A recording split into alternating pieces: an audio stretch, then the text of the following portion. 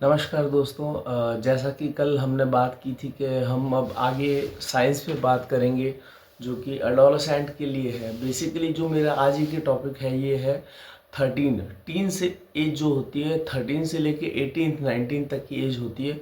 उससे पेरेंट्स को ज़्यादा ध्यान रखना पड़ता है और साइमल्टेनियसली बच्चों को भी।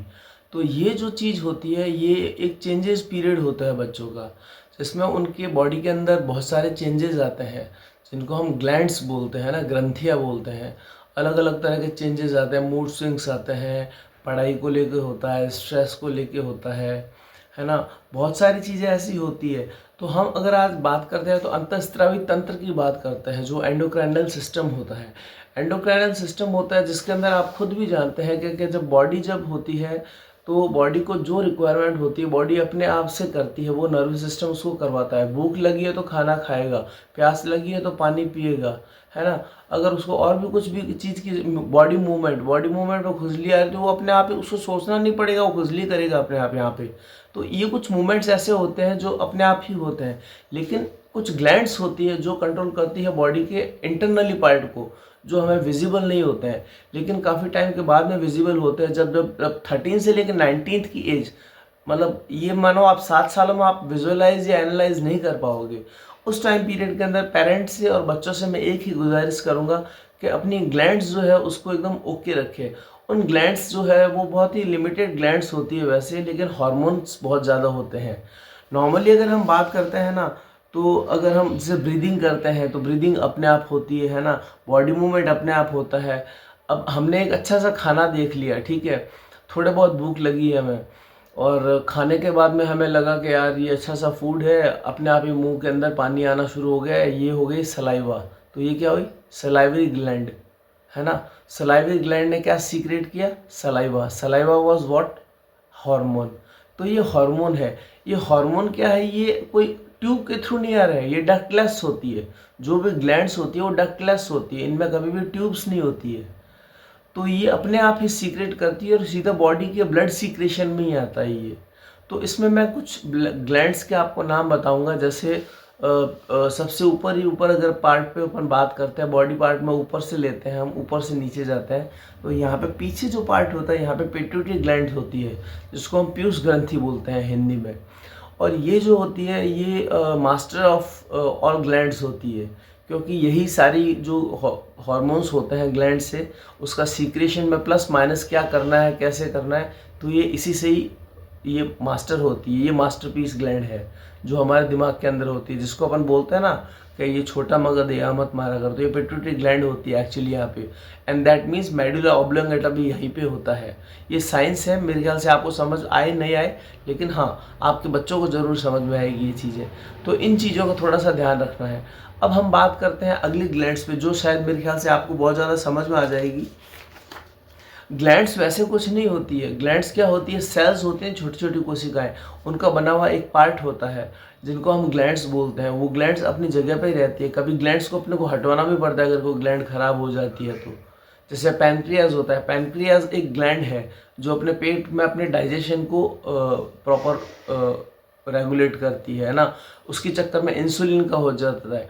आज अगर इंडिया देखे तो हब है डायबिटीज़ का, तो वो इसी वजह से है क्योंकि खान पान की प्रॉपरली यहाँ पे व्यवस्था है नहीं, ना लोग उस तरह का फॉलोअप रखते हैं। तो इसलिए डायबिटीज़ जो है वो हब बन चुका है इंडिया का। That is because of insulin, that is because of pancreas. Pancreas जो है वो एक ग्लैंड हो गई, वहाँ से इंसुलिन हो गया, इंसुलिन में अल्फा बीटा गामा सेल्स हो गई, वहाँ से ये सब चीज़ें चलती रहती है। मतलब आपको ग्लैंड्स के नाम बता रहा हूँ, जैसे पैनक्रियाज हो गया, ये हो गया। अब अगर हम उसके नीचे अगर हम बात करते हैं तो हम बात करते हैं कि जो हार्मोन्स जो होते हैं उसमें पिट्यूटरी ग्लैंड के बाद में आप ये मानो कि पिट्यूटरी ग्लैंड जो होती है ना वो सबसे बड़ी होती है, क्योंकि उसका कारण ये होता है कि ये पिट्यूटरी ग्लैंड जो होती है वो आपको ग्रोथ हार्मोन्स प्रदान करती है। ग्रोथ हार्मोन्स होता है कि जब बच्चा 13 एज में आ जाता है या 13 से ऊपर एज में बच्चा आ जाता है तो उसके लिए growth, self development, skilful development, ये सब चीज़ें ज़रूरी होती है। बहुत सारी चीज़ें और भी बहुत सारी चीज़ें ज़रूरी होती है, जैसे एक्टिविटी बेस्ड लर्निंग हो गया, ये एक्सपीरियंस बेस्ड लर्निंग हो गया, विजुअलाइज लर्निंग हो गया।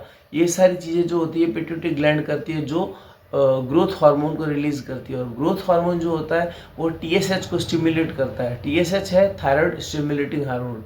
अब थायराइड जो है, थायराइड ग्लैंड यहाँ पे होती है अपने गले के अंदर, जस्ट यहाँ पे इस जगह पे, जिससे अपने को थायराइड हो जाता है ना। तो थायराइड ग्लैंड क्या सीक्रेट करती है? Thyroxine hormone. हम बात करते हैं हार्मोन्स की आज, तो थायरोक्सिन हार्मोन है, इसको रेगुलेट करना थायराइड ग्लैंड्स के हाथ में। इसको भी पिट्यूटरी ग्लैंड कंट्रोल करती है, क्यों? It is a master gland, right. तो हमने ग्रंथियों की बात कर ली, पैनक्रियास की कर ली, यहाँ की थायराइड की कर ली, पिट्यूटरी ग्लैंड की कर ली। अब हमें अगर आगे बात करनी है तो हम दो ग्लैंड्स की और बात कर सकते हैं, एक फीमेल की और एक मेल की। मेल की और फीमेल की अगर हम बात करते हैं तो मेल के अंदर जो होती है टेस्टोस्टेरोन हार्मोन, आपको पता ही है कि एक हार्मोन आता है टेस्टोस्टेरोन, और जो फीमेल्स में होता है वो होता है ईस्ट्रोजन। तो ये हार्मोन्स जो होते हैं ये रिप्रोडक्शन के लिए काम आते हैं। जैसे बच्चा अगर 13 साल से लेकर 19 साल का हो गया है तो बहुत सारे लोगों को होता है कि लव मैरिज हो गई है, घर से भाग गए हैं, या कुछ ऐसा हो गया है, जो भी जैसा भी इशू हो गया है, तो वो रिप्रोडक्टिव एज के लिए एलिजिबल है। मेरा कहने का मतलब है कि जो अडोलेसेंट एज है उस एज में बच्चों को जितना ध्यान देना चाहिए उतना ही पेरेंट्स को भी ध्यान देना चाहिए, क्योंकि ये एडोलेसेंट एज है। और अगर हम बात करते हैं ना, तो पिट्यूटरी ग्लैंड जो है वो सेवरल हार्मोन्स रिलीज करती है, और यू वोंट बिलीव कि हमारी जो बॉडी है उसमें और 30 हार्मोन्स जो है वो रहते हैं। जैसे मैंने आपको डोपामाइन, एस्ट्रामाइन, इनके नाम तो मैंने आपको बताया ही नहीं है, जो कि खुशी के हार्मोन होते हैं, जो मेरे ख्याल से नशे के अंदर यूज़ होते हैं, जो ग्लैंड्स को स्टिमुलेट कर देते हैं या नर्वस सिस्टम को स्टिमुलेट कर देते हैं। जैसे आज बहुत मेडिकल नशे आते हैं, भांग हो गई और दूसरी चीज़ें हो गई, अल्कोहल हो गया। सबसे बड़ा तो अल्कोहल ही है जो सबसे ज़्यादा रेवेन्यू देता है, जीएसटी देता है। तो अल्कोहल को आप एक अल्कोहल की बोतल लेकर देखो, उसके बाद में आपका नर्वस सिस्टम क्या काम करता है। नर्वस सिस्टम उस हिसाब से काम नहीं करेगा जो आपका नॉर्मल नर्वस सिस्टम काम करता है, वो चेंज हो जाएगा, है ना। तो उसको कभी यूज़ मत करना, ठीक है। ये मेरी आपसे एक हाथ जोड़ के रिक्वेस्ट है, इन चीज़ों का भी यूज़ मत करना। अपने माइंड जो है उसको एकदम फ्रेश रखना, और जिस तरह से पिट्यूटरी ग्लैंड आपको कर रही है उस हिसाब से रखना।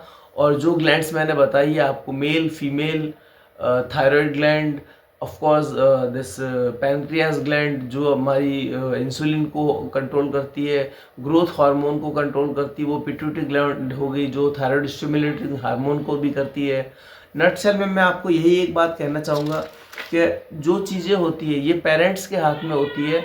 मैं आपको थोड़ा सा नटशेल में एक छोटा सा यही बताऊँगा कि जैसे इंक्वायरी बेस्ड लर्निंग होती है। इंक्वायरी बेस्ड लर्निंग क्या होती है कि बच्चा इंक्विजिट है किसी चीज़ को लेके, तो आप उसकी क्वेरी वहीं पे सॉल्व करो, इंस्पाइट ऑफ के कोई दूसरा उसकी क्वेरी सॉल्व करे और वो गलत तरीके से सॉल्व करे, ठीक है। दूसरा है सब्जेक्ट इंटीग्रेशन। जिस सब्जेक्ट के अंदर अगर वो अपना पारंगत है दैट इज़ ओके। उसके अलावा अगर कोई सब्जेक्ट है तो आप या तो उसकी कोचिंग रखो, या आप खुद अगर एलिजिबल हो उस चीज़ के लिए तो आप उनको पढ़ाओ। तीसरा डिजिटल लर्निंग या डिजिटल लर्निंग अपन बोल सकते हैं उसको। तो डिजिटल लर्निंग आज के युग में बहुत ज़्यादा ज़रूरी है। दूसरा क्रिटिकल थिंकिंग। बहुत सारे बच्चे ऐसे होते हैं जो बहुत क्रिटिकल सोचते हैं, हर बच्चा एक जैसा नहीं होता है। तो क्रिटिकल थिंकिंग, ये कुछ एनालिटिकल स्किल्स हैं जो बच्चों के अंदर होते हैं। जैसे क्लास डिस्कशन। क्लास डिस्कशन कैसे हो गया कि बच्चा घर पे तो कुछ नहीं पढ़ता है लेकिन क्लास में तो फुल्ली पार्टिसिपेट करता है। अब वो घर पे आके कुछ नहीं पढ़ता तो माँ बाप ये सोचते हैं कि उसके एग्जाम्स में नंबर नहीं बनेंगे, लेकिन नहीं, उसको हार्मोन्स जो है वो इतने ज़्यादा एक्टिव है कि वो क्लास डिस्कशन के अंदर ही सारा कुछ कर लेता है। Activity based learning. आज कोई प्लेयर है, मान लो स्कूल में है, स्कूल में एकेडमिक में चल रहा है और प्लेयर है, तो वो अगर अपना सारा कुछ काम कर रहा है और उसके बाद में अगर एकेडमिक के अंदर या एक्टिविटी बेस्ड के अंदर वो लीडरशिप स्टाइल अडॉप्ट करना चाह रहा है तो लेट हिम डू, उसको करने दीजिए, क्योंकि वो ही एक ऐसा बंदा है जो हो सकता है आगे इतिहास रच दे। तो मेरे आज के लिए हार्मोन्स, ग्लैंड्स और एडोलसेंट एज स्पेशली 13 to 19, इनके लिए पेरेंट्स और बच्चों दोनों के लिए मेरा ये वीडियो था। Thanks for watching. My name is Rituraj Purohit. Kindly subscribe my channel and please do continue with my all vlogs. It will be daily.